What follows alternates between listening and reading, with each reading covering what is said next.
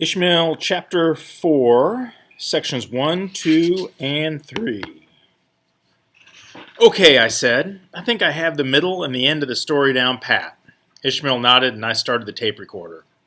What I did was start with the premise: the world was made for man. Then I asked myself how I would write the story as a treatment for Nova. It came out like this. The world was made for man, but it took him a long, long time to figure that out.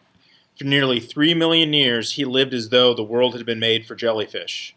That is, he lived as though he were just like any other creature, as though he were a lion or a wombat. What exactly does it mean to live like a lion or a wombat?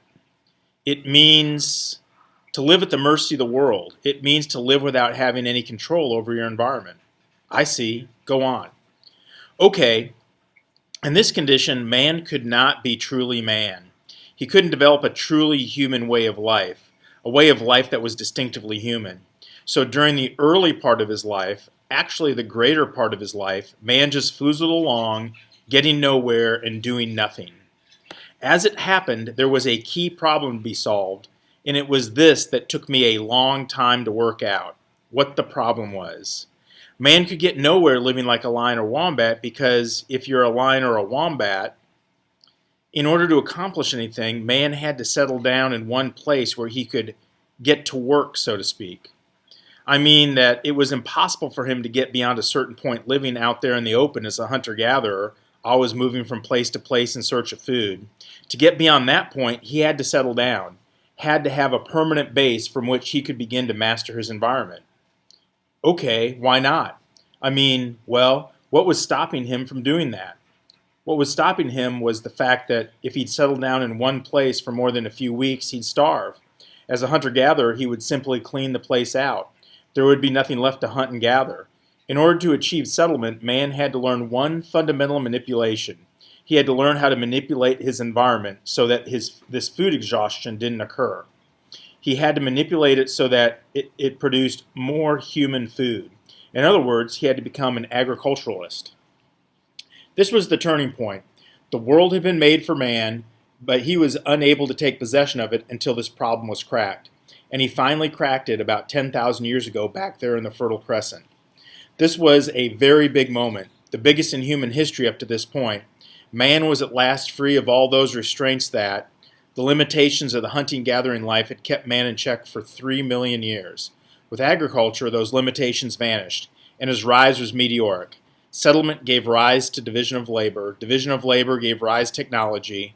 With the rise of technology came trade and commerce. With trade and commerce came mathematics and literacy and science and all the rest. The whole thing was underway at last, and the rest, as they say, is history. And that's the middle of the story. Very impressive, Ishmael said. I'm sure you realize that the big moment you've just described was in fact the birth of your culture. Yes. It should be pointed out, however, that the notion that agriculture spread across the world from a single point of origin is distinctly old hat. Nevertheless, the Fertile Crescent remains the legendary birthplace of agriculture, at least in the West, and this has a special importance that we'll look at later on. Okay, yesterday's part of the story revealed the meaning of the world as it's understood among the takers. The world is a human life support system, a machine designed to produce and sustain human life. Right. Today's part of the story seems to be about the destiny of man. Obviously, it was not man's destiny to live like a lion or a wombat. That's right. What is man's destiny then? I said. Well, man's destiny is to achieve, to accomplish great things. As it's known among the takers, man's destiny is more specific than that. Well, I suppose you could say that his destiny is to build civilization. Think mythologically. I'm afraid I don't know how that's done. I'll demonstrate. Listen. I listened. As we saw yesterday, creation wasn't complete when jellyfish appeared, or when amphibians appeared, or when reptiles appeared, or even when mammals appeared. According to your mythology, it was complete only when man appeared. Right. Why was the world and the universe incomplete without man? Why did the world and the universe need man? I don't know. Well, think about it. Think about the world without man. Imagine the world without man. Okay, I said, and closed my eyes. A couple minutes later, I told him I was imagining the world without man. What's it like? I don't know, it's just the world. Where are you? What do you mean? Where are you looking at it from? Oh, from above, from outer space. What are you doing up there? I don't know. Why aren't you down there on the surface? I don't know. Without man on it, I'm just a visitor, an alien. Well, go on down to the surface. Okay, I said, but after a minute I went on to say, that's interesting.